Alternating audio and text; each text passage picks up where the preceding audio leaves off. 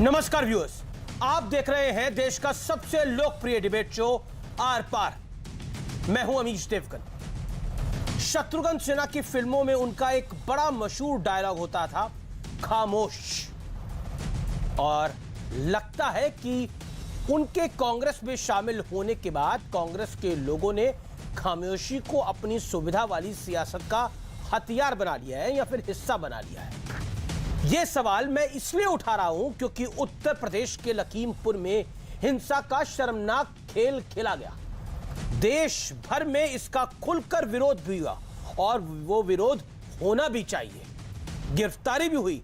विपक्ष के नेताओं में लखीमपुर कूच करने की होड़ सी लग गई। राहुल गांधी, प्रियंका वाड्रा, अखिलेश यादव, जयंत चौधरी, ममता बनर्जी की पार्टी सब के सब लखीमपुर पहुंच गए, यहां तक कि आम आदमी पार्टी भी। कांग्रेस के नेताओं ने तो इसके खिलाफ मौन व्रत भी धारण कर लिया है। लेकिन ऐसा लग रहा है कि हिंसा के विरोध के नाम पर कोरी पॉलिटिक्स यानी सियासत की गई है, क्योंकि अगर वाकई हिंसा का विरोध ही करना होता तो नेताओं की ऐसी ही भीड़ राजस्थान के हनुमानगढ़ में भी देखनी चाहिए थी, जहां एक दलित की क्रूरता से पिटाई कर दी गई, हत्या कर दी गई। लेकिन राजस्थान की घटना पर चुप्पी छाई हुई है। वहां किसी को हिंसा नहीं दिखती है। छत्तीसगढ़ के कोरबा में जो हुआ उस पर कोई कुछ नहीं बोलता है। तो क्या वाकई हिंसा को लेकर एजेंडा वाली सियासत हो रही है? आज इसी पर होगी देश की सबसे बड़ी बहस, हिंसा पर सिलेक्टिव खामोशी। आज का आर पार इसी पर।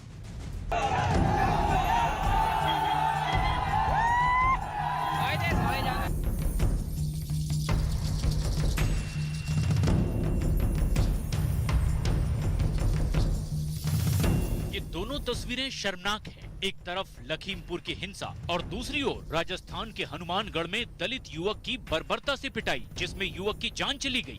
आरोप है कि पीड़ित मंदिर से दर्शन करके लौट रहा था और तभी उसके साथ मारपीट की गई। लेकिन जरा देखिए सियासतदानों ने कैसे लकीर खींच दी है। लखीमपुर में विपक्ष के नेताओं का हुजूम दिखा। प्रियंका वाड्रा, नवजोत सिंह सिद्धू, अखिलेश यादव, जयंत चौधरी, ममता बनर्जी की पार्टी, हर कोई पहुंचा, धरना दिया, मौन धारण किया। लखीमपुर की घटना को लेकर महाराष्ट्र बंद किया गया, लेकिन विपक्ष का कोई भी नेता राजस्थान नहीं पहुंचा। राजस्थान में दलित युवक को पीट पीट के मार दिया गया, नृशंस हत्या की गई। क्या राहुल गांधी, प्रियंका वाड्रा गांधी, चन्नी जी, भूपेश बघेल जी वहां जाएंगे? कि चाहे वो राहुल गांधी हो, प्रियंका वाड्रा गांधी हो या अखिलेश यादव हो या तमाम और नेता हो, इनके मन में कोई पीड़ा नहीं है। इनके मन में कोई पीड़ा नहीं है। इनके अंदर केवल एक राजनीतिक कीड़ा है। तमाम आरोपियों को गिरफ्तार करने की कोशिश की गई है। कांग्रेस पार्टी की हमेशा ये प्रयास रहता है कि कहीं भी किसी भी राज्य में, चाहे वो कांग्रेस राज्य हो चाहे वो गैर कांग्रेस राज्य हो, अगर वहाँ कोई भी दलित के ऊपर या कमज़ोर वर्ग के ऊपर कोई किसी तरह का भी अगर न्याय होता है तो उसके खिलाफ आवाज़ उठाने। कार्रवाई और मुआवजा तो ठीक है, लेकिन कांग्रेस के तारिक अनवर के पास इसका कोई जवाब नहीं है कि लखीमपुर में डेरा जमाने वाले उनकी पार्टी के नेता राजस्थान क्यों नहीं गए। लगातार नेता आते गए। जयंत चौधरी भी सीतापुर जाना चाह रहे थे, अखिलेश यादव भी सीतापुर जाना चाह रहे थे, लेकिन विपक्ष का आरोप है कि उन्हें रोक लिया गया क्योंकि बीजेपी की सरकार केंद्र में और जो यूपी में बैठी है, यानी दिल्ली की सरकार और लखनऊ की सरकार कुछ गलत कर रही है, इसलिए छुपाना चाहती है। हमारे विपक्ष के जो मित्रगण हैं ये कोई सद्भावना के दूत नहीं थे, और इनमें से बहुत सारे चेहरे तो ऐसे हैं जो इस उपद्रव और इस हिंसा के पीछे भी शामिल होंगे। एक बार तथ्य सामने आने दीजिए। दूध का दूध और पानी का पानी हम सबके सामने रखें। उधर लखीमपुर से हैरान करने वाली खबर सामने आ रही है। पीलीभीत से सांसद वरुण गांधी ने दावा किया है कि लखीमपुर की हिंसा को हिंदू बनाम सिख की लड़ाई बनाने की कोशिश हो रही है। वरुण गांधी का आरोप है कि सियासत के लिए राष्ट्रहित को ताक पर रखा जा रहा है। लेकिन आज सबसे बड़ा सवाल है कि क्या हिंसा जैसे संवेदनशील मामले में भी नेता अपनी अपनी सुविधा के मुताबिक चाल चल रहे हैं? आज इसी पर होगी देश की सबसे बड़ी बहस, हिंसा पर सिलेक्टिव खामोशी। और अब वक्त है आर पार के सुप्रसिद्ध विश्लेषण का। मैं एक एक करके आपको पॉइंट्स को बताऊंगा। हिंसा पर सिलेक्टिव खामोशी का विश्लेषण सुनिए। विरोध के एजेंडे में सियासी प्रोपेगेंडा की मिलावट हो रही है। किस पार्टी की सरकार है यह देखकर विरोध का ब्लूप्रिंट यानी खाका तैयार किया जाता है। किस पार्टी की सरकार है उसी आधार पर विरोध किया जाएगा। लखीमपुर पर तेवर दिखाने वाले राजस्थान पर मौन साध चुके हैं। छत्तीसगढ़ के क्वर्दा में जो हुआ उस पर कोई सवाल नहीं उठाता है। यह बड़ा मूल सवाल है। वहां पर धर्म के नाम पर संघर्ष किया गया, यानी धर्मांतर को लेकर वहां पे विरोध हुआ और आरोप तो यह है वहां पर एक धर्म के लोगों को टारगेट किया जा रहा है। हिंसा जैसे गंभीर मुद्दे पर क्या कई लोगों के दोहरे चरित्र बेपर्दा हो गए हैं? अब सोचिए कि दलित युवक की हत्या होती है, उस पर कोई कुछ नहीं बोलता, किसी को कोई पीड़ा नहीं है। पॉइंट ये है। मेरे साथ बात करने के लिए, इस चर्चा में शामिल होने के लिए डॉक्टर सुधांशु त्रिवेदी है, बीजेपी के मेंबर ऑफ पार्लियामेंट है और बीजेपी के प्रवक्ता भी है। मेरे साथ दूसरी तरफ कांग्रेस पार्टी के वरिष्ठ नेता राशिद अल्वी जी हैं, उनका अभिनंदन है। मैं सबसे पहले शुरुआत आप ही से करता हूं राशिद अल्वी साहब। राशिद अल्वी साहब, योगी आदित्यनाथ कुछ दिन पहले मेरे साथ साक्षात्कार में थे, एक इंटरव्यू में थे। उन्होंने बोला ये जो लोग जाने का प्रयास कर रहे थे वहां पर और जिनको बाद में जाने दिया गया, ये वहां पर अमन और शांति तो नहीं लेके आना चाहते थे। दूसरी तरफ हम देखते हैं कि राजस्थान में दलित युवक को पीट दिया जाता है, छत्तीसगढ़ के क्वर्दा में भी हिंसा होती है, लेकिन वहां जाने की होड़ नहीं लगती। ये सिलेक्टिव अप्रोच क्यों? देखिए बहुत अजीबोगरीब सवाल है आपका। लखीमपुर के अंदर केंद्रीय मंत्री का बेटा शामिल है, किसानों पे कार चला रहा है। योगी आदित्यनाथ मुख्यमंत्री कह रहा है कि जब तक सबूत नहीं होगा गिरफ्तारी नहीं होगी।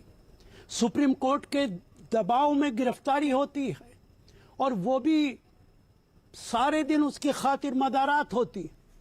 केंद्रीय मंत्री को अमित शाह कहते हैं जाके ऑफिस संभालो। राजस्थान के अंदर गिरफ्तारी भी हुई है और किसी मंत्री के बेटे ने नहीं की मारपीट की है।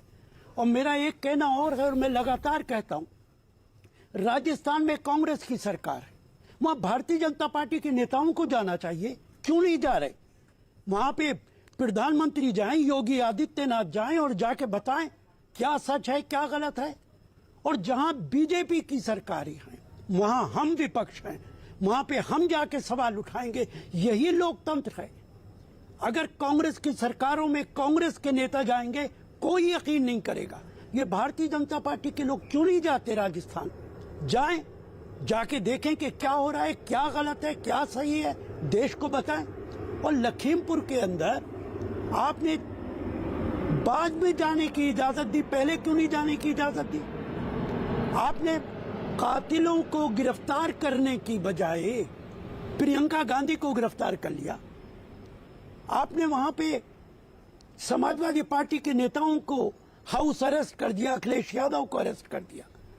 आपने विपक्ष को नहीं जाने दिया, क्या छुपाना चाहते थे? तो मैंने ये सवाल पूछा योगी जी से, तो योगी जी ने बोला पहले जिन लोगों का देहांत हो गया था, हिंसा में जिनकी जान चली गई थी, उनकी अंत्येष्टि करानी जरूरी थी, या मतलब इन द सेंस उनको मुखावरी दिलवानी ज्यादा जरूरी थी? वहां पर हिंसा आगे ना हो वो रुकवानी ज्यादा जरूरी थी कि इन नेताओं की एंट्री ज्यादा जरूरी थी? इसका जवाब दीजिए राशिद जी। क्या योगी आदित्यनाथ फ्यूनरल के अंदर गए थे? क्या मुख्यमंत्री के बगैर ये फ्यूनरल नहीं हो सकता है? और मुझे ताज्जुब है, उनके बिना ही भाई आप एंकर हैं, आप उसे जस्टिफाई कर रहे हैं। मैं आपको पॉइंट बता रहा हूं। कर रहे हैं लखीमपुर के। हाँ, मैं आपसे कह रहा हूं योगी आदित्यनाथ अब चले जाएं। मैं जिम्मेदारी के साथ कहता हूं उनको इजाजत दिलवाएंगे हम जाने की। प्रधानमंत्री जाएं। लखनऊ के अंदर उत्सव मना रहे प्रधानमंत्री, 100 किलोमीटर दूर माएं अपने सीने को पीट रही हैं, आंखों से आंसू बहा रही हैं। प्रधानमंत्री एक लफ्ज नहीं बोलता। ये देश का प्रधानमंत्री है। ताज्जुब होता है मुझे नरेंद्र मोदी जी, आप कहते हैं मैं चाय बेच के यहाँ तक पहुंचा हूं, गरीबों के दिल की तड़प मुझे मालूम है, और आप उत्सव मना रहे हैं लखनऊ में। आपको एहसास नहीं कि लखीमपुर के अंदर क्या हो रहा है? जी, एक जवाब। जुमला नहीं बोलने को तैयार आप। जी जवाब। सुधांशु त्रिवेदी, आपको किसने रोका है राजस्थान जाने के लिए? दलित युवक की हिंसा, दलित युवक को पीट पीट के मार डाला गया, वहां पर हिंसा हुई, कवर्धा में हिंसा हुई, आपके मुख्यमंत्री भी लाइन लगा ले, देश में सबसे ज्यादा मुख्यमंत्री आपके, केंद्र में सरकार आपकी है, कौन रोक रहा है आपको? आप जाना नहीं चाहते तो आपको कोई जाने कैसे देगा? हाँ, मैं बिल्कुल जवाब देता हूं। हमारे जो भी प्रदेश के नेता हैं वो वहां पर गए हैं, परंतु अमित जी, ये सेलेक्टिव अप्रोच सिर्फ इस पे नहीं है कि राजस्थान में क्या है, छत्तीसगढ़ में क्या है, उत्तर प्रदेश में क्या है। लखीमपुर की दुखद घटना में भी सेलेक्टिव अप्रोच है। वहां 8 लोगों की हत्या हुई है, 4 लोग गाड़ी से कुचलकर मारे गए हैं। जो लोग गाड़ी से कुचल के मारे गए, दुर्भाग्यवश यदि उनमें से किसी की नजर पड़ जाती तो शायद वो बच जाता, पीछे से आती गाड़ी देखकर, परंतु 4 लोग भीड़ द्वारा घेर कर लाठियों से पीट पीट कर मारे गए हैं, जो सरासर सरेआम हत्या है। मगर अफसोस कि ऐसी सेलेक्टिव अप्रोच है कि उन 4 हत्याओं के लिए तो कह रहे हैं हत्यारों को फांसी देनी चाहिए, हत्यारों को सजा देनी चाहिए, मगर लाठियों से पीट पीट कर घेर कर मारे गए लोगों की हत्या के लिए कोई नेता का, देखिए राजीव तलवी साहब ज़हीन आदमी है, मगर मैं पूछ लूं कि क्या कोई एक बयान दिखा सकते हैं जिसमें कांग्रेस के या किसी विपक्षी दल के नेता ने कहा हो कि इन लोग करना चाहिए, जिसमें कोई किंतु परंतु जांच विवेचना की आवश्यकता नहीं है कि वो हत्या है। फिर उसके बाद मैं आपसे बात कहता हूं। दूसरी बात, आप देखिए कि जिस प्रकार का एक सांप्रदायिक वातावरण वहां बनाने का प्रयास किया गया, वो वीडियो सबने देखा कि पूछो कहो टेनी ने भेजा है ना सिखों को मारने के लिए। अरे भाई क्यों? और वो कह रहा नहीं साहब वो तो भीड़ देखने, नहीं तुमने कहा, और बाद में वो व्यक्ति मार दिया गया है। इसके बावजूद किसी के हृदय में कोई पीड़ा नजर नहीं आ रही है। यह अपने आप में बहुत गंभीर विषय है, जो मैं कहना चाहता हूं कि, और सेलेक्टिव अप्रोच इतनी नहीं अमित जी, सेलेक्टिव अप्रोच की इंतहा देखिए। आज कांग्रेस पार्टी ने महाराष्ट्र बंद का आयोजन किया था ना, लखीमपुर की घटना को लेकर किसान आंदोलन में। अरे कांग्रेस वहां सरकार में शामिल है, और महाराष्ट्र में कॉन्ट्रैक्ट फार्मिंग एक्ट 2006 से है, जब कांग्रेस सरकार में थी, और महाराष्ट्र सरकार की कैबिनेट बैठती है। अरे भाई आप सरकार में खत्म कर दीजिए ना कॉन्ट्रैक्ट फार्मिंग को ना। कैबिनेट में बैठ के यह प्रस्ताव पारित होता है कि हमें बंद करवाना है। यह प्रस्ताव नहीं पारित होता है कि जो हमारे अधिकार में है, अगर हम उसे काला कानून मानते हैं तो उसे न समाप्त कर देना है।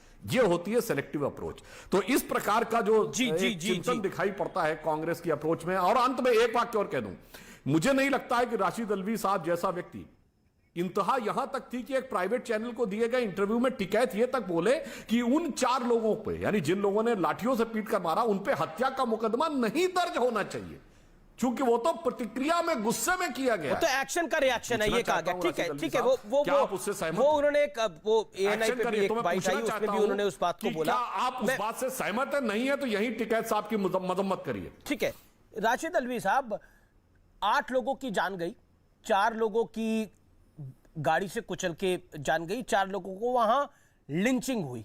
आप लिंचिंग के खिलाफ काफी बोलते हैं। उल्टा यह कहा जा रहा है कि वो तो एक्शन का रिएक्शन था। जब 4 लोगों को मार दिया गया, उसके बाद जब गाड़ी चढ़ गई, उसके बाद लोगों ने गुस्सा आया, लोगों ने पीट पीट के मार दिया। लेकिन आप देखिए, क्या आपको लगता है एक्शन के रिएक्शन में इसी तरह से ढील दे देनी चाहिए हर जगह, हर मामले में,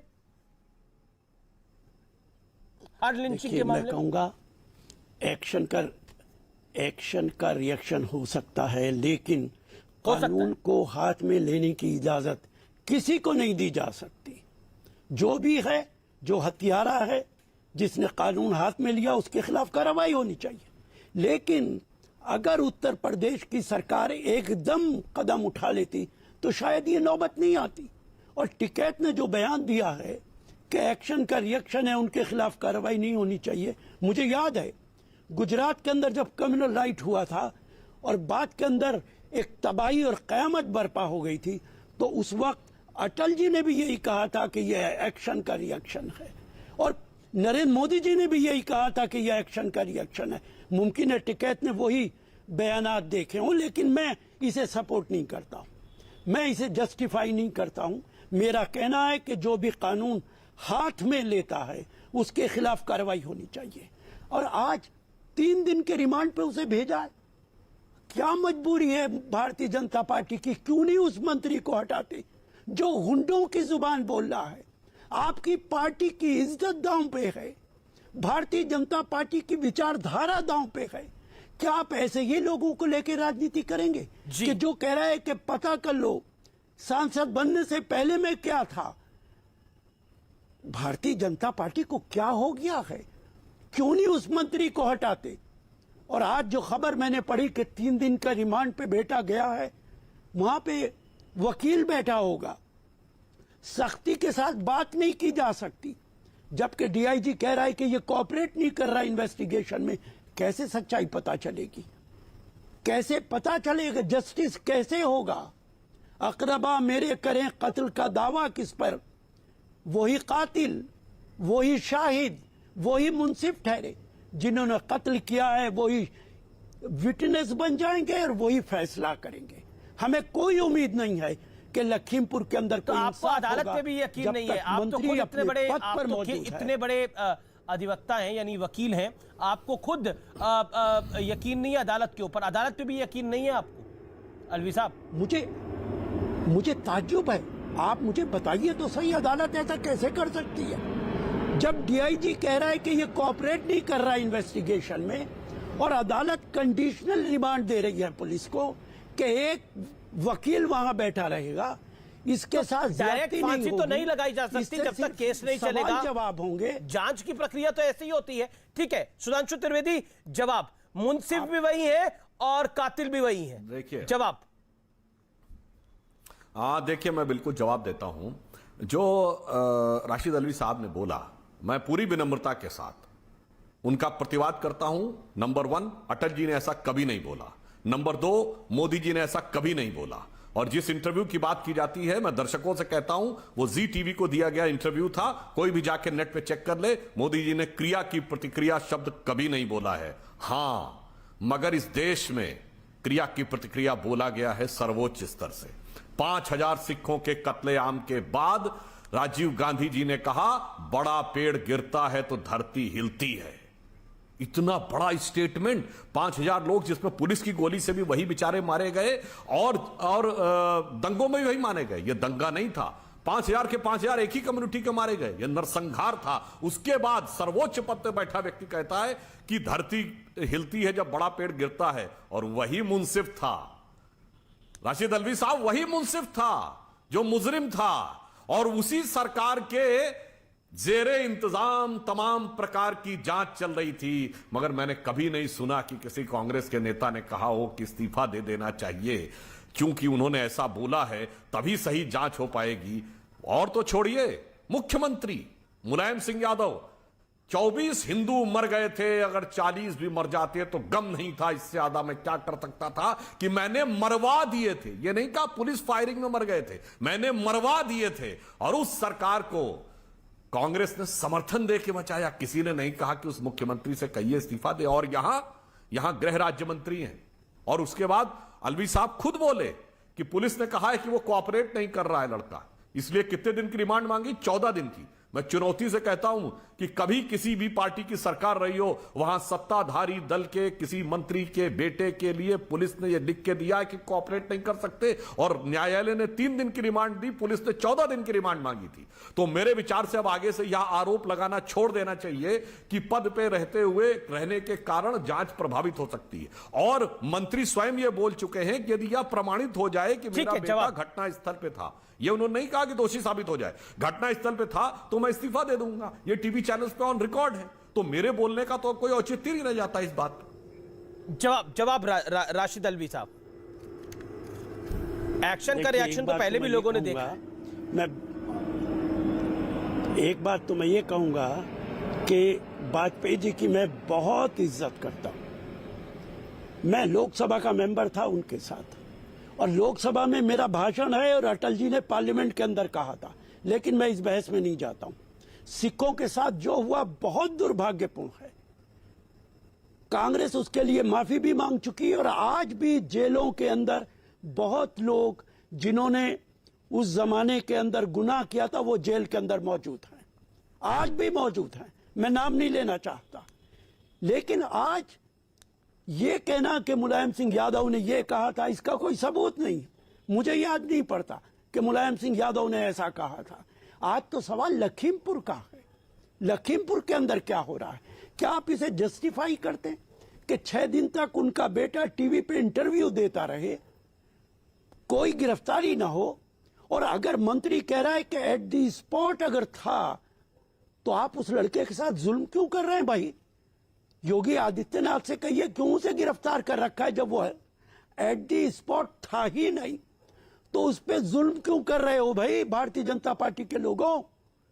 एक ही बात तो सही हो सकती है, या तो वो स्पॉट पे था या नहीं था। अगर नहीं था तो उसको गिरफ्तार नहीं होना चाहिए, और अगर था तो मंत्री झूठ बोल रहा है, उसका इस्तीफा होना चाहिए। यह कैसे मुमकिन है भाई कि बागबां भी खुश रहे और खुश रहे सयाद भी? दोनों काम नहीं हो सकते हैं। और मुझे तो ताज्जुब होता है, लखीमपुर के वाकये को आप जस्टिफाई कर कैसे सकते हैं? भारतीय जनता पार्टी के नेता कैसे कर सकते हैं? कि मैं बहुत सच्चाई के साथ आपको एडवाइस दे रहा हूं, मेरे दोस्त हैं ये, भारतीय जनता पार्टी की प्रेस्टीज में कमी आ रही है, इज्जत में कमी आ रही है, प्रधानमंत्री की इज्जत में कमी आ रही है। योगी के बारे में तो मैं कुछ कहना ही नहीं चाहता। उनके खिलाफ तो खुद 13 क्रिमिनल केसेस थे, अपने आप विड्रा कर लिए। उनसे कोई उम्मीद ना उत्तर प्रदेश को है ना हिंदुस्तान को है। लेकिन आप लोग अपनी इज्जत के साथ खिलवाड़ क्यों कर रहे हो? क्यों नहीं उस मंत्री को इस्तीफा दिलवा देते? क्या उसके बगैर काम नहीं चल सकता? भारत सरकार नहीं चल सकती? देश नहीं चल सकता? क्या कारण है? क्या वजह है? उसको इस्तीफा दिलवा दीजिए। अगर उसका बेटा बेगुनाह साबित हो जाए, दोबारा शपथ दिला दीजिए। मिनिस्टर ऑफ स्टेट मत बनाइए, कैबिनेट दे दीजिए। मतलब आप कह रहे हैं कि आप कह रहे हैं कि अगर बेटे पे कार्रवाई हो रही है तो पिता को भी इस्तीफा दे देना चाहिए, ये आपकी डिमांड है? नहीं, मेरी डिमांड ये नहीं है। पिता ने पहले कहा कि पता कर लो, जब नहीं, पर इस कानून के हिसाब से देखिए राशिद अल्वी साहब, बिल्कुल आपकी बात लाजमी, मैं समझ गया आपकी बात क्या है। इस कानून के हिसाब से अगर रॉबर्ट वाड्रा पे कोई कार्रवाई हो रही है तो प्रियंका वाड्रा को भी राजनीति में सक्रिय नहीं रहना चाहिए, फिर कांग्रेस को भी प्रियंका वाड्रा को कोई पद नहीं देना चाहिए। देखो मेरे तो वैसा वर्षा भी होगा। भाई आपसे मुझे यही उम्मीद है कि आप यही सवाल, मैं सवाल नहीं, मैं सवाल पूछ रहा हूं आपसे ज्यादा। जी सुनिए ना जी, मैं जवाब दे रहा हूं ना, सुनिए ना जी। मुझे आपसे इससे ज्यादा उम्मीद नहीं, आप यही बोलेंगे। लेकिन मेरी बात सुनिए आप। पिता ने कहा कि मैं सांसद बनने से पहले क्या था पता कर लो, घुसने नहीं दूंगा लखीमपुर के अंदर। अगर ऐसा कोई आम आदमी भी बोलेगा, उसे भी जेल के अंदर डालना चाहिए। आप डरा रहे हैं, इससे आतंक का क्या मतलब है? यही तो आतंक है। अगर कोई मंत्री इस तरीके की जबान बोल रहा है, आप कह रहे बोलने से आतंक हो जाता है। जी, आप जस्टिफाई करते हैं। मैं बिल्कुल जस्टिफाई नहीं कर रहा। मैंने तो उल्टा सवाल पूछे योगी आदित्यनाथ से। मैंने योगी आदित्यनाथ से 10 सवाल पूछे लखीमपुर को लेकर। आप अभी तक किसी पत्रकार ने नहीं सवाल पूछे, मैंने ही सवाल पूछे। योगी को छोड़िए, मैंने योगेश, क्योंकि वही सूबे के मुख्यमंत्री, उनसे सवाल पूछे। मैंने भारतीय जनता पार्टी से सवाल पूछे। इन 8 लोगों के इंसाफ की लड़ाई मैं ही लड़ रहा हूं। आप ये कहिए, पिछले 5 दिनों से, पिछले 7 दिनों से आप ये कहिए, नहीं, आप कहिए कि मंत्री की जबान गलत थी और उसके खिलाफ कार्रवाई होनी चाहिए। बिल्कुल मंत्री की जबान गलत थी, इसमें कोई दो राय नहीं है। लेकिन जुबानें तो बहुत लोगों की गलत रहती हैं। किस को पकड़िएगा आप? अगर जुबान के लिहाज पे कार्रवाई होगी तो राहुल जी ने एक समय बोला था नरेंद्र मोदी को डंडे पड़ने चाहिए, देश के युवा डंडे मारेंगे, तो क्या वायलेंस का केस बनना चाहिए था? सवाल ये भी है भाई, ये लाजमी सवाल है आशीष जी। एक दिन राहुल गांधी पे बहस कर लीजिए। मैं आपको बता रहा हूं, उधर मत जाइए, सिर्फ लखीमपुर पे मैं लखीमपुर पे हूं, क्योंकि आप देखिए वही सिलेक्टिव बात है कि हम लखीमपुर पे ही रहना चाहते हैं। मैं कह रहा हूं कि पूरे देश की बात कर लेते हैं। लखीमपुर पे ही 7 दिनों से बात हो रही है और कोई दूसरी बात नहीं हुई। मैं तो कवर्धा की भी बात कर रहा हूं, मैं तो लखीमपुर की भी बात कर रहा हूं, मैं तो कर्नाटक की भी बात कर रहा हूं, मैं तो राजस्थान की भी बात कर रहा हूं। कर लिया ठीक है, तो भाई राहुल जी, मैं सुधांशु त्रिवेदी, आप बोलना चाह रहे हैं लेकिन मुझे ब्रेक के लिए रुकना पड़ेगा। ब्रेक के बाद मैं वापस आ रहा हूं। Welcome back. आप देख रहे हैं देश का सबसे लोकप्रिय डिबेट शो आर पार। मेरे साथ राशिद अल्वी हैं, कांग्रेस पार्टी के वरिष्ठ नेता, और डॉक्टर सुधांशु त्रिवेदी हैं। राशिद अल्वी जी, आप अपनी बात को कंप्लीट करिए क्योंकि मुझे ब्रेक के लिए जाना था। मैं आपको 40 सेकंड का वक्त देता हूं, फिर सुधांशु जी मैं आपके पास आ रहा हूं। मुझे पता है आप लगातार कुछ कहना चाह रहे हैं। राशिद अलवी साहब, ये जो सिलेक्टिव अप्रोच होती है, ये हमें कई मुद्दों पर देश में देखने को मिलती है। अगर कश्मीर में आतंकवादी हत्या करते हैं, जहां पर हिंदुओं और सिखों को टारगेट करके मारा जाता है, वहां पर चुप्पी साध ली जाती है। दूसरी तरफ जब राजस्थान में कुछ होता है तो उस पर चुप्पी साध ली जाती है, और लखीमपुर में होता है तो बहुत बोला जाता है। हर विषय में बोलना चाहिए, सिलेक्टिव इज्म क्यों होना चाहिए? हिंसा तो हिंसा होती है। देखिए, मेरे ख्याल से मैं आपकी बात का जवाब दे चुका, मैं दोबारा दोहराता हूं। जी सर।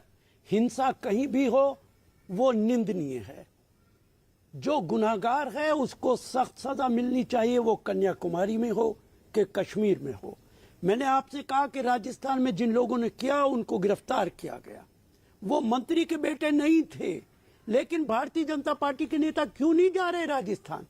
अगर वहां की सरकार ने कोई कमी छोड़ी है तो ये नेता जाके बताएं, ठीक है, कि ये कमी छोड़ दी है। पूरा देश सुनेगा। सुनिए। और आपने कश्मीर के बारे में बात की, 700 लोग गिरफ्तार हो चुके हैं कश्मीर के अंदर, 700 लोग। ये हिंदू मुस्लिम की बात मत कीजिए। पर वहां ये भी बिल्कुल भारतीय आपको जनता वहां पे पार्टी हिंदू के मुस्लिम की मैं डोमिनिका बात के ही नहीं बेटे कर उन्होंने रहा। कहा। वहां पर तो हिंदुओं और सिखों को टारगेट बनाया जा रहा है। वहां पर 700 चिन्हित करके हिंदू और सिखों को मारा गया आतंकियों गिरफ्तार ने। हो चुके हैं अमरीश। 700 लोगों को गिरफ्तार किया गया है वहां पे कश्मीर के अंदर, जो मीडिया की खबरें आ रही हैं। और वहां पे भी सरकार तो इनकी है, सीधे सीधे अमित शाह के अंडर में आता है। वहां पे कोई मुख्यमंत्री नहीं है, वहां पे अमित शाह जो चाहते हैं वो करते हैं। जिम्मेदार भारतीय जनता पार्टी है। ठीक है, कश्मीर के लिए भी जिम्मेदार ये लोग हैं। ठीक है। सुधांशु त्रिवेदी, जब सरकारें आपकी ज्यादा है, आपको मैंडेट बड़ा मिला है, तो जिम्मेदारी आपकी बड़ी बनती है। क्या आपको लगता है ये सिलेक्टिव अप्रोच जो है ये बीजेपी के लिए भी है? अमित जी, मैं बिल्कुल मानता हूं कि राजनीति में सभी दलों की जिम्मेदारी है, दायित्व है। जो दल बड़ा है उसका दायित्व बड़ा है, जो सत्ताधारी दल है उसका दायित्व सबसे बड़ा है। तो आज हम सत्ताधारी दल हैं तो हमारा दायित्व सबसे बड़ा है, इसीलिए हम पूरी ईमानदारी के साथ, निष्ठा के साथ काम कर रहे हैं। आप याद करिए, आप ही के चैनल में, आप ही को दिए गए इंटरव्यू में योगी आदित्यनाथ जी ने क्या कहा था? कोई व्यक्ति कितना भी बड़ा क्यों नहीं होगा, उसके खिलाफ पूरी कार्रवाई होगी। ये बताइए, किसी मंत्री के घर पर जाकर नोटिस चस्पा हुआ? मंत्री के बेटे की गिरफ्तारी में इतनी बड़ी रिमांड मांगी पुलिस ने, यह इस बात का प्रमाण है कि पद से अलग होकर सरकार ने काम किया। हां, अब मैं राशिद अलवी साहब ने अपने लंबे वक्त में जो जो बातें बोली थी, मैं तेजी के साथ उन सबका उत्तर देता हूं। पहला, इन्होंने कहा कि मुलायम सिंह ने कब नहीं बोला था, तो मैं बता देना चाहता हूं, इसी विधानसभा में मार्च 2017 में लखनऊ में कैंटोनमेंट विधानसभा के समय अपनी बहू के लिए प्रचार करते समय यह बयान दिया था कि इतने मर गए थे तो कोई गम नहीं था, इससे ज्यादा मैं क्या कर सकता था, मैंने इतने लोगों को मरवा दिया था।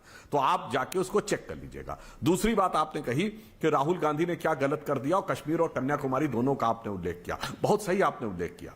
राहुल गांधी ने यह गलत किया कि जिस किसान आंदोलन को लेकर बात चल रही है कि मंडी होनी चाहिए, मंडी नहीं होना काला कानून है, तो राहुल गांधी जी जिस राज्य से सांसद हैं, केरल, वहां एपीएमसी एक्ट नहीं है, वहां मंडी नहीं है, मगर वहां एक आंदोलन नहीं हो रहा है, ना एक बार बात उठाते हैं, और यहां दिल्ली में आके झंडा बुलंद करते हैं। यह है। और आपने जो कश्मीर की बात कही, तो वो भी मैं याद दिला देना चाहता हूं। यहां 9 दिन की पुलिस रिमांड के ऊपर तो आपको बड़ी तकलीफ हो रही है कि 9 दिन हो गए और अभी तक इस्तीफा क्यों नहीं दिया। अरे जनाब, जिस मामले में अभी तो जांच और विवेचना हो रही है, जहां सर्वोच्च न्यायालय ने निर्णय सुना दिया था, सब कुछ फाइनल, और यह कह दिया था rare of the rarest crime, ये वहां जजमेंट में शब्द लिखा है, संसद पे हमला, वहां निर्णय होने के बाद 7 साल फांसी नहीं हुई अफजल गुरु को कि कश्मीर में आग लग जाएगी। यह आपका कमिटमेंट था अपराध के प्रति, और अगर भाजपा की लहर नहीं आती 2013 में तो इनको यह कभी फांसी नहीं देते। और आपने कह दिया दक्षिण, तो राहुल गांधी जिस राज्य से सांसद हैं, अब यह मत कहिएगा कि याद नहीं, मार्च 2006 केरल की विधानसभा ने कोयंबटूर के हमलों, बम ब्लास्ट जो 1998 में हुआ, उसके मुख्य आरोपी अब्दुल नसीर मदनी के लिए सर्वसम्मत प्रस्ताव पारित किया कि उसे जेल से छोड़ दिया जाए। 117 के 117 विधायकों ने, जिसमें सारे कांग्रेस और कम्युनिस्ट शामिल थे। यह है कश्मीर से लेके कन्याकुमारी तक आपका चरित्र। और मेरी बातों का जवाब नहीं मिला, चलिए छोड़िए कि 4 लोग जो लाठी से पीट कर मारे गए, आज तक कोई कांग्रेस के नेता नहीं बोला कि उनके खिलाफ हत्या का मुकदमा दर्ज होना चाहिए। चलिए, आपने महाराष्ट्र का जवाब नहीं दिया, केरल का मैंने बोल दिया। पंजाब में तो आपकी सरकार है, प्रदेश अध्यक्ष अलग आता है और मुख्यमंत्री अलग आता है, मगर वहां कॉन्ट्रैक्ट फार्मिंग भी लागू है और उसमें किसान अगर उसका उल्लंघन करने का दोषी पाया जाए तो 5 साल के जेल की सजा है पंजाब के कानून में। इसका केंद्र से कोई लेना देना नहीं है। आज तक पंजाब की कैबिनेट ने बैठकर वह कानून हटाया नहीं। विदेश कंपनियां, प्राइवेट कंपनियां आके खा जाएंगी तो दुनिया की सबसे बड़ी प्राइवेट फूड की कंपनी नेस्ले नेहरू जी के जमाने से पंजाब में काम कर रही है और पेप्सी 1987 में राजीव गांधी के जमाने से काम कर रही है। क्यों नहीं निकाल बाहर किया? यह दर्शाता है कि खाने के दांत और हैं और दिखाने के दांत और हैं। और हिंसा के प्रति कैसा आग्रह, राशिद जी याद करिए, मोदी जी की बोटी बोटी काट डालूंगा, किसने बोला था? इमरान मसूद कांग्रेस में नहीं थे, सपा के आदमी थे। अगले दिन चुनाव प्रचार करने राहुल गांधी गए और उसके बाद कांग्रेस ने शामिल करके उनको उपाध्यक्ष बना लिया। खैर वो अब छोड़ के चले गए, अलग बात है। और अफजल हम शर्मिंदा हैं, तेरे कातिल जिंदा हैं, किसके लिए कहा जा रहा था? कातिल मतलब सर्वोच्च न्यायालय। देश के टुकड़े करने वालों के साथ खड़े, मोदी जी के टुकड़े टुकड़े करने वालों को सम्मान से पार्टी में बुला के लाया। यहां पर लाठी से पीट पीट कर मारने वालों के लिए हत्या की कोई बात नहीं होनी चाहिए। कश्मीर और केरल दोनों का मैंने उदाहरण दे दिया कि आतंकवादियों के पक्ष में खुलकर खड़े। इसलिए मैं कह रहा हूं राशिद अल्वी साहब, आप एक भले समझदार आदमी हैं, अपनी पार्टी को समझाइए। जब इस चरित्र के साथ कांग्रेस कहती है नैतिकता की बात, तो हमें हिंदी की वो कहावत याद आती है, सूप बोले तो बोले और चलनी भी बोले जिसमें 100 छेद। राशिद अल्वी जवाब। देखिए, एक तो मैं इन्हें याद दिला दूं कि अफजल गुरु को फांसी भी कांग्रेस की सरकार में हुई, सजा भी कांग्रेस की सरकार में हुई। ये बीजेपी की सरकार के अंदर नहीं हुआ है, सब कुछ कांग्रेस की सरकार में हुआ है। अफजल गुरु को कभी कांग्रेस पार्टी ने सपोर्ट नहीं किया है और जिन लोगों ने नारे लगाए थे उनको बीजेपी की सरकार ने अभी तक गिरफ्तार नहीं किया। एक आदमी गिरफ्तार नहीं हुआ। केरला के अंदर हमारी सरकार नहीं है। और भारतीय जनता पार्टी की ये आदत है कि जिस मुद्दे पर बहस होती है उस मुद्दे पे बात ना करके उसको दूसरी तरफ लेके चले जाते। केरला की बात करोगे, पंजाब की बात करोगे, कश्मीर की बात करोगे, एक दिन इस पर भी बात कर लेंगे, कल ही को कर लेंगे। लेकिन आज तो लखीमपुर की बात कर रहे हैं हम। मैं सिर्फ इतना आपसे पूछना चाहता हूं कि वो जो नोटिस लगाया है, क्या नोटिस लगाना काफी है? आपके लिए बहुत बड़ी बात है कि मंत्री के घर पे नोटिस लगा दिया, इंसाफ हो गया। यही इंसाफ है, इसीलिए आप सत्ता में आए थे कि मंत्री का बेटा 4 लोगों को कत्ल कर देगा, उन पे गाड़ी चढ़ा देगा, उसके बाप के घर पे नोटिस लगा देंगे, देश के लोगों को पता चल जाएगा कि इंसाफ हो गया। लखीमपुर के अंदर जो कुछ हुआ है दुर्भाग्यपूर्ण है और मैं बार बार कह रहा हूं, वो जो बिल्कुल आपने सही बोला राशिद अल्वी साहब, लखीमपुर में जो कुछ हुआ है वो बहुत दुखद है। लेकिन किसी के जी अल्वी साहब, लेकिन गिरफ्तारी हुई है, वो वीडियो भी सबने देखा है जिसमें प्रियंका गांधी वाड्रा बैठी हुई है गाड़ी में, सबसे पिछली सीट पे चन्नी बैठे हुए हैं। वो कह रहे हैं कि वहां पर जब बाहर लोगों की भीड़ लगी हुई है, बोले ये अच्छा जा रहा है, देखिए मैसेज कितना बढ़िया जा रहा है। वो भी देखा है। देखिए, इसमें तो कोई दो राय नहीं है कि कांग्रेस की स्थिति यूपी में बहुत खराब है। वो स्थिति अच्छी हो, इसके लिए लखीमपुर का इंसिडेंट एक बड़ा सहारा बना है। इस बात से तो डिनाई नहीं कर सकते ना अल्वी साहब। देखिए इस बात को तो रंगे हाथों वीडियो में देखा गया है। चन्नी साहब कह रहे हैं देखिए कितने भीड़ लगी हुई है बाहर। अगर पॉइंट तो ये है, देखिए उन्होंने क्या कहा क्या नहीं कहा, ये कहा उन्होंने कोई गुनाह नहीं किया। अगर ऐसा कहा भी है तो कांग्रेस पार्टी इसे पॉलिटिकल वल्चरिज्म कहते हैं सर। उत्तर प्रदेश के अंदर इसे गिद्ध वाली राजनीति कहते हैं हिंदी के अंदर, अंग्रेजी में इसको पॉलिटिकल वल्चरिज्म कहते हैं। कहीं इंसिडेंट हो उसके बाद इस तरह की गिद्ध राजनीति करनी चाहिए। 1 मिनट जी सर, 1 मिनट जी सर। चेन्नई को ये कहने का मौका किसने दिया? ये प्रियंका गांधी को ये मौका किसने दिया कि वो जाके वहां पे उन लोगों के घर तक पहुंचे और उनको गिरफ्तार कर लिया जाए? बीजेपी ने दिया। अगर ये पहले ही गिरफ्तार कर लेते, कानून के मुताबिक काम करते, तो इसकी नौबत नहीं आती। ठीक है, चेन्नई को नहीं कहना पड़ता। ठीक है, सुधांशु त्रिवेदी प्रियंका गांधी के साथ धक्का मुक्की कर रहे हो। 1 मिनट, प्रियंका गांधी के साथ वो वीडियो देखा धक्का मुक्की करके उस महिला धक्का मुक्की हुई है। मैं गवाह हूं इस बात का। पुलिस ने धक्का मुक्की की है। हमारे एमपी को तो पकड़ के मारने की कोशिश की गई वहां पे।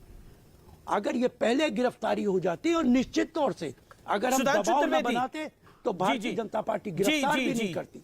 सुधांशु प्रियंका त्रिवेदी मेरे गांधी साथ की वजह आचार्य से प्रमोद हुआ जो कृष्ण भी कुछ जुड़ रहे हुआ। हैं, जो प्रियंका गांधी के एडवाइजर है, वो भी मेरे साथ इस समय है, कांग्रेस पार्टी के नेता है, वो भी मेरे साथ जुड़े हुए हैं इस चर्चा में। मैं उनका भी रुख करूंगा, लेकिन सुधांशु त्रिवेदी, मौका आप दे रहे हैं, वो चौका मार रहे हैं। बोलिए, क्रिकेट की भाषा में इसे कहते हैं मौके पे चौका।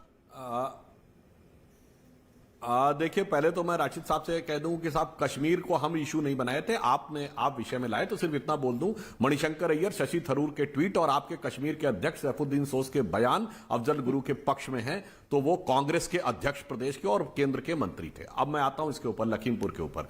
देखिए, लखीमपुर की घटना के ऊपर हम वही तो कहना चाह रहे हैं कि जो आपने कहा कि ये मौका किसने दिया, चन्नी बोलते दिखाई पड़े, तो राशिद साहब ये भी जरा बता दीजिएगा, प्रियंका गांधी जी के पास Z+ सिक्योरिटी विद ASL है, वह सिक्योरिटी जो देश के रक्षा मंत्री और गृह मंत्री के पास है। वो तो अगर खुद निकल के बाहर ना जाए तो उनके तो इर्द गिर्द घेरे में कोई नहीं आ सकता। चलिए, फिर भी वो भी मैंने मान लिया। तो मैं ये भी पूछना चाहता हूं कि देश ने वो वीडियो भी देखा कि जिसमें वो अरेस्ट कर ली गई। राशिद साहब, वो कमरा ऐसा था एकदम नीट एंड क्लीन, जिसमें ना कोई कुर्सी थी, ना मेज थी, ना स्टूल था, ना तखत था, ठीक, मगर कैमरा था। और कैमरा तो छोड़िए, आप कह रहे हैं कि ये मौका किसने दिया, वो प्रियंका जी के हाथ में झाड़ू किसने दिया। अब जरा इस यक्ष प्रश्न का उत्तर मुझे बता दीजिएगा कि अगर वो गिरफ्तार थी, जेल में थी, तो वो झाड़ू कहां से आ गया उनके पास, और कैमरा आ गया जिस कमरे में ना कुर्सी, मेज, स्टूल, कोई जैसी चीज ही नहीं थी। तो साफ समझ में आता है कि ये जो कुछ किया जा रहा है, जो लोग आरोप लगाते हैं कि फोटो ऑप है, हकीकत में फोटो ऑप कौन है, कर रहा है और कौन क्या कर रहा है, इसके ऊपर ये ठीक है। राशिद जी, इसका छोटा सा जवाब। मेरे साथ आचार्य जी भी जुड़ गए हैं, जिनकी खुद गिरफ्तारी हुई थी इस पूरे इंसिडेंट के अंदर। आचार्य जी भी जुड़ गए हैं, इनकी और सचिन पायलट की गिरफ्तारी की गई थी। अब हमारे साथ लाइव ये भी जुड़ गए हैं। ओके, राशिद अलवी, झाड़ू किसने दिया हाथ में? देखिए मेरे दोस्त, भारतीय जनता पार्टी को जिस बात पे शर्मिंदा होना चाहिए उस पे आप सवाल उठा रहे हैं। अगर वो कमरा गंदा ना होता, झाड़ू किसने दी, सवाल ये नहीं है। आपने प्रियंका गांधी को एक गंदे कमरे के अंदर बंद कर दिया। वीडियो में आपने वो कूड़ा जरूर देखा होगा जो प्रियंका गांधी ने इकट्ठा किया है। क्या यही जस्टिस है कि प्रियंका गांधी को गंदे कमरे में बंद कर दिया जाए? और आप फोटो की बात कर रहे हैं। मेरे दोस्त, मैं कितने फोटो दिखा दूं कि नरेंद्र मोदी जी के अगर आगे आ गया तो हाथ से उन्होंने हटा दिया अपना फोटो के लिए कि उनका फोटो आगे आना चाहिए। आप कहें तो मैं आपको भिजवा दूंगा व्हाट्सएप पे। ये काम मोदी जी करते हैं, प्रियंका गांधी नहीं करती। ठीक है आचार्य जी, क्योंकि झाड़ू पर बात हो रही है तो वो कमरा साफ था, गंदा था। मैं बिल्कुल सुधांशु आपको मौका दूंगा आगे। आचार्य जी भी मेरे साथ जुड़े हुए हैं, ये खुद इन्होंने गिरफ्तारी दी। तो आचार्य जी, आपने लखीमपुर जाने का तो प्रयास किया। मैं एक छोटा सा सवाल आपसे पूछ रहा हूं, फिर आप झाड़ू पे जवाब दीजिएगा, जो कि इस समय डिबेट का एक पॉइंट बना हुआ है। लेकिन आचार्य जी, आपने लखीमपुर जाने का प्रयास किया, आपने क्या राजस्थान भी जाने का प्रयास किया जहां पर एक दलित को मारा गया? क्या आपने कवर्धा जाने का भी प्रयास किया? मैं जानना चाहता हूं आपसे। अमित जी, मैं ये जानना चाहता हूं आप कहना क्या चाहते हैं। क्या आप ये कहना चाहते हैं कि सरकार तो बीजेपी चलाए, सरकार तो बीजेपी की हो, हुकूमत बीजेपी करे देश में, किसानों पे गाड़ियां बीजेपी के नेता चढ़ाएं, और जवाब पूछो आप कांग्रेस के लीडर से, जवाब पूछो आप विपक्ष से? तो पहले आप बताएं, मैं आपसे सवाल करना चाहता हूं, आप चाहते क्या हैं? सुधांशु त्रिवेदी जी से सवाल करने की वजह, आपने होम मिनिस्टर से पूछा, आपने गृह मंत्री से पूछा कि भाई एक गृह राज्य मंत्री का बेटा अपराधियों की लिस्ट में शामिल है, तो गृह राज्य मंत्री का इस्तीफा क्यों नहीं लेने? मैं कहना चाहता हूं, गृह राज्य मंत्री अजय मिश्रा का इस्तीफा नहीं होना चाहिए, इस्तीफा होना चाहिए अमित शाह का, इस्तीफा होना चाहिए भारत के गृह मंत्री का। ये फेलियर उनका है। ये देश डेमोक्रेसी से चलेगा, ये डेमोक्रेटिक कंट्री है। और सुधांशु जी, आपसे मैं सवाल बड़े प्यार से करना चाहता हूं, आप तमाम गलतियों के लिए, आप तमाम गुनाहों के लिए कब तक कांग्रेस को कोसेंगे? कब तक शशि थरूर को कोसेंगे? कब तक मणिशंकर अय्यर को कोसेंगे? आप मुझे बताओ, कश्मीर के अंदर 5 जवानों की शहादत हुई है। आज जो शहादत हुई है, अभी 2-3 दिन पहले कश्मीरी पंडितों की हत्या हुई है, उसके बाद हमारी सतेंद्र कौर एक बहन की हत्या हुई है। हिंदुओं की आईडी देख देख के गोलियां मारी जा रही हैं, और आप अपने आप को कहते हो हिंदू हृदय सम्राट। अगर यह घटना कांग्रेस की हुकूमत में होती तो आप तो पूरे देश को बंद कर देते। मैं आज आपसे 2 सवाल करता हूं। पहले सवाल कि कश्मीर में हिंदुओं की हत्या कब तक होगी? दूसरा सवाल कि कश्मीर में हमारे जवानों की शहादत कब तक कराओगे? और तीसरा सवाल, ये इस तरह के गृह मंत्री का इस्तीफा कब तक होगा? आप इधर उधर की बात मत करिएगा। मुझे लगता है कि आपने तमाम सवाल और तमाम जवाब सिर्फ कांग्रेस के ऊपर करने के लिए आप हैं। मुझे आप जवाब दीजिएगा। हम लोग विपक्ष में हैं, हम आपसे सवाल कर रहे हैं। 2014 तक जवाब देने की जिम्मेदारी हमारी थी, अब आज जवाब देने की जिम्मेदारी आपकी है। आप सवाल मत करिए, सवाल हम करेंगे, जवाब आप देंगे। आप प्रियंका गांधी की झाड़ू पे सवाल उठाते हैं। अमीश देवगन, अभी तो प्रियंका गांधी ने झाड़ू लेके कमरा साफ किया है। इस पूरे देश से भाजपा का सफाया यही प्रियंका गांधी करेगी, इसी तरह हम करेंगे। तो मतलब आप मान रहे हैं लखीमपुर एक पॉलिटिकल इंसेंटिव है कांग्रेस पार्टी के लिए, पॉलिटिकल एडवांटेज है। जिस तरह से लखीमपुर में झाड़ू चलाई वैसे पूरे देश में झाड़ू चलाएंगे। मैंने तो आपसे सवाल पूछा था, आपने 2.5-3 मिनट बोला आचार्य जी। मैं आपको फिर 30 सेकंड का मौका दे रहा हूं। मैंने आपसे सवाल पूछा, क्या आपने राजस्थान जाने का प्रयास किया, क्या आपने छत्तीसगढ़ जाने का प्रयास किया? मैं जानना चाह रहा हूं आपसे। आपने बोला कि सारे सवाल हमसे है।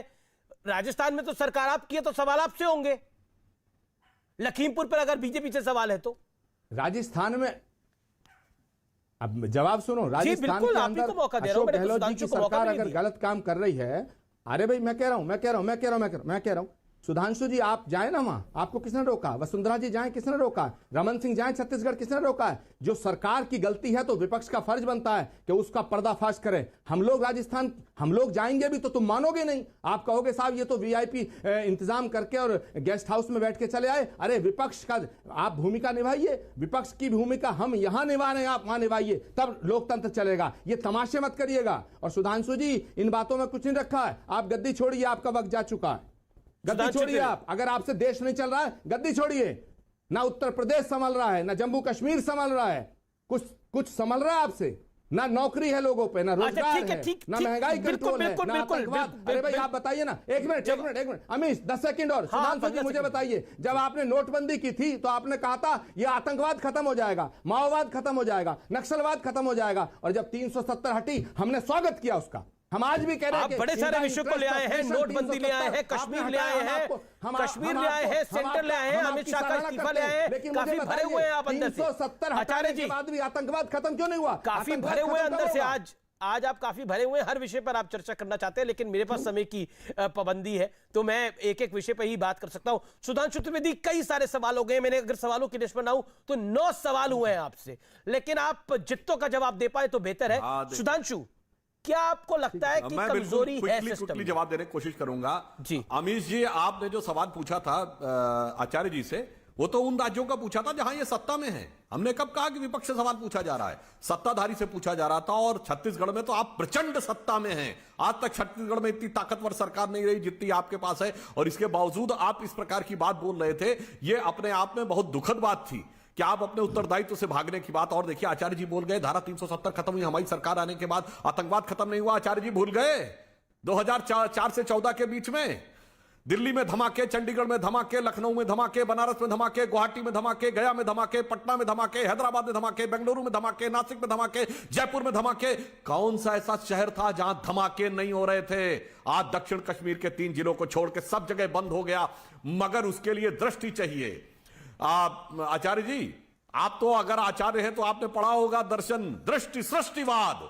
जैसी दृष्टि वैसी ही सृष्टि दिखाई पड़ती है आपको। अफसोस आपको दिखाई नहीं पड़ रहा। और आज आपके मुंह से एक सत्य निकला, इस बात के लिए मैं आपको स्वीकार करता हूं। आपने कहा कि कश्मीर में हिंदुओं का कत्लेआम कब तक रहेगा। अफसोस कि आज तक कांग्रेस ने कभी नहीं कहा। दुख की बात है जिस कश्मीर में आईएसआईएस के झंडे दिखाए जाते रहे। नहीं, मैं इसको काटता हूं। नहीं सुधांशु, मैं इस बात को काटता हूं। सिर्फ हिंदुओं का कत्लेआम नहीं हुआ, वहां सिखों को भी मारा गया। 36 सिंह पुराओ, और इस बारी भी वहां पर आईडी मांगे गए। कौन हिंदू है, कौन सिख है? नॉन मुस्लिम को मारा गया है कश्मीर के अंदर। यही टेररिस्ट ने वहां पर किया है। वहां पे अगर आप नॉन मुस्लिम थे तो आपको मार दिया गया है। वहां हमारी सिख बहन को मारा गया, हमारे हिंदू भाई को मारा गया, मारा गया। और जब जनाजा निकला उनका, जब मैयत निकली उनकी, तो वहां पर मुसलमान भी रो रहे थे। सत्य यह भी है, वहां कश्मीर का आम मुसलमान नहीं चाहता ये हो। अगर कश्मीर की बात हो रही है तो कश्मीर का आम मुसलमान नहीं चाहता ये हो। वहां पर हिंदू और सिखों को स्ट्रेटेजिकली 1990 के बाद बाहर कर दिया गया है। आचार्य प्रमोद कृष्णम, आप बोलिए 40 सेकंड, फिर राशिद अलवी जी आप। आचार्य जी। अमीश जी, उन लोगों के लिए हिंदू और सिख में कोई अंतर नहीं है। सवाल है सवाल सुधांशु जी मैं आपसे, अरे भाई मैं तो जवाब दे दूं, आप तो बहुत लंबा बोले थे भाई। ये जो कश्मीर मेरी नहीं आप जवाब देंगे नहीं, आप नहीं देंगे जवाब, मुझे मालूम है, क्योंकि आपके पास आचार्य जी जवाब 40 है सेकंड टाइम लिमिट को मेंटेन करते हुए। सुधांशु जी नहीं, मैं ये पूछना चाहता हूं, ये जो कश्मीर में आतंकवाद खत्म होने का दावा आपने किया था कि अगर हम नोटबंदी कर देंगे तो कश्मीर का आतंकवाद खत्म हो जाएगा, वो नहीं हुआ। आप ये बताइए, आप दोगली नीति क्यों चलते हैं? आप तो चाल चरित्र चेहरे की बात करते थे। जब 2G का स्कैम हुआ, जब कोयला स्कैम हुआ, जब हवाला का स्कैम हुआ, कांग्रेस की सरकारों का किसी को मुलजिम नहीं ठहराया गया था, किसी को दोषी नहीं ठहराया गया था, सबके इस्तीफे हुए। लेकिन यह बताइए, जब एक रिपोर्ट दर्ज है, एक बेटा गिरफ्तार है, गृह राज्य मंत्री का इस्तीफा क्यों नहीं हो रहा? आप तो सबसे अलग थे, नैतिक बात करते थे, चाल चरित्र चेहरा शुचिता की बात करते थे। आप भी अगर वही मापदंड अपनाएंगे तो फिर आप में और दूसरी पार्टियों में फर्क क्या रह गया? जी, बेसिक बात यह है जो प्रियंका गांधी जी ने जो डिमांड की है कि राज्य मंत्री का इस्तीफा होना चाहिए, तो होना चाहिए। अच्छा, ओके। सुधांशु त्रिवेदी 35 सेकंड में जवाब, देन राशिद अलवी। देखिए, मैं बहुत साफ बात कह रहा हूं, जितने भी लोगों के इनके जमाने में इस्तीफे हुए, सब पे कोर्ट में केस दायर होने के बाद हुए, चार्जशीट फाइल होने के बाद। आचार्य जी, मैं चुनौती से कहता हूं, एक बता दिए, हम लोगों ने पूरा संसद का सत्र चला गया मगर आपने इस्तीफा नहीं दिया।